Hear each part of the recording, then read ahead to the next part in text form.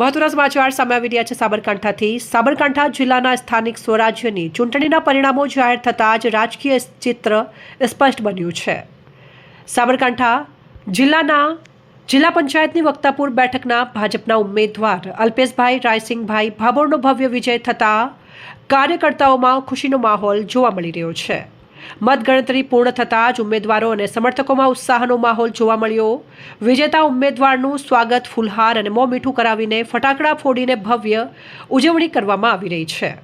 આજરોજ વક્તાપુર જિલ્લા પંચાયત સીટના ઉમેદવાર એવા શ્રી અલ્પેશભાઈ ભાભોર બહુ જંગી મતોથી જીત હાંસલ કરે છે।